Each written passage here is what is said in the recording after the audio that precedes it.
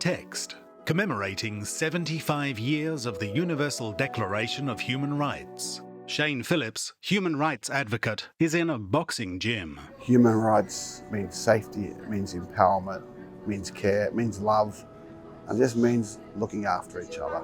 Outdoors, an Asian woman is beside a curly-haired Caucasian woman. Human rights for me is being able to choose my own religion and practice my faith. A balding man is in a park.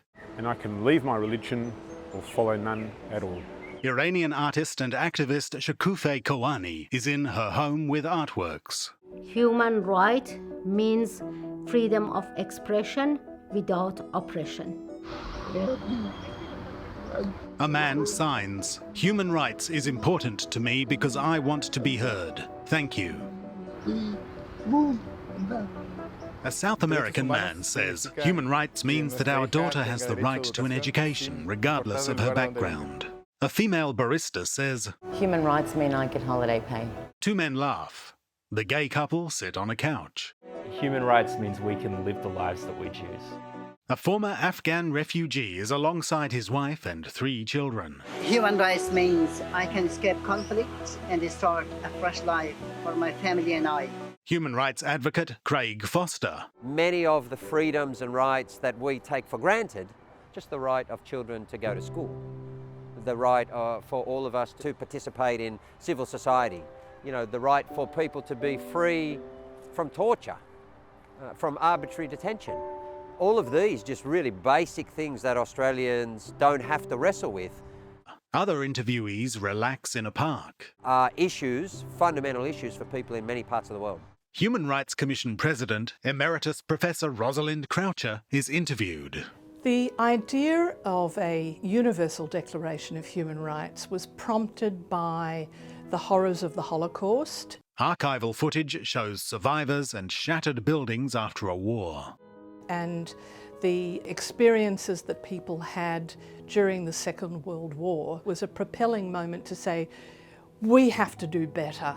We have to enshrine in some universal understanding of what these human rights are. I call the General Assembly to order. Former High Court Justice, the Honourable Michael Kirby. Dr. Herbert Evatt, the Foreign Minister of Australia, was extremely influential in the development of the draft, and he was the President of the General Assembly of the United Nations when the draft was adopted in Paris on the 10th of December 1948. We can be proud of H.V. Evatt. Professor Croucher. Doc Evatt, as he was known. Archival images of the United Nations feature Dr. Herbert Evatt and Eleanor Roosevelt. Was the right person in the right place at the right time, as was Jessie Street, who played a pivotal role in advocating for the equal recognition of women. This Assembly has adopted this very important declaration. Michael Kirby. We got a copy of it, which was sent to Australian public schools by Dr. Evatt from New York, and I'll never forget receiving it and studying it, and it's always been near me. It's been under the pillow during my life, and it's given me inspiration and an outline and an action plan for humanity that we should try to achieve. Human rights advocate Craig Foster. The Universal Declaration of Human Rights in particular, to me, is one of the most important documents ever written in human history. The UDHR was an aspirational document. Essentially as the Magna Carta of the whole world. Text, a milestone anniversary. But in Australia, its promise is still a work in progress. Shane Phillips. The data shows the stats are only getting bigger. We're dying younger. We're being incarcerated more. Our kids are being removed more. Everything, every practice they've got around it is unsustainable. We can rebuild, but we have to systemize it. We have to measure it, and we have to show that communities have to own it.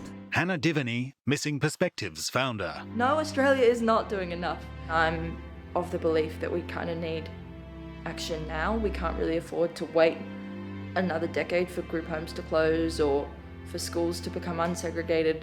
Michael Kirby. Australia has improved during my lifetime, but there's still a lot to do. Women's rights, the rights of refugees. The Afghan refugee family is in a park. The rights of people of colour, people with disabilities, All of these categories, they're on the edge. Hannah guides her wheelchair along a corridor. And they need the support of a document like the Universal Declaration. It's a banner. It's a banner under which we should all be marching in order to ensure that no one is left behind. Professor Croucher. If we don't get that greater entrenchment of rights, what we will find in 5 years, 10 years, is a whole slew of royal commissions again, after thousands and thousands of people's lives have been seriously affected by poor decisions or badly designed policies that have not had human rights at their centre. Shakufe and a man examine colourful artworks that feature Persian script. It's very important for Australia to protect the human rights and value it and cherish it. It's like air. It's something which is not visible, but you don't realize it when you cannot breathe. Then you die. And people take it for granted because they don't see it. But you will realize it when it's taken away from you. A teenage boy is in Shane's gym. Now, especially Australia, it should stand for a place where you can be like a free person. That everybody should have a voice and nobody should be excluded just because of the color of their skin. The gay couple are near a rainbow flag. It's really important that if we as a country are trying to say, hey, we are a really fair country, that we actually support efforts to try and make it as fair as possible for everyone. Text: Ernie Friedlander, human rights advocate. To stop,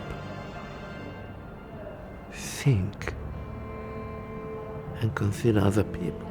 Accept them, try to understand them. It will be a big step forward if we can achieve that.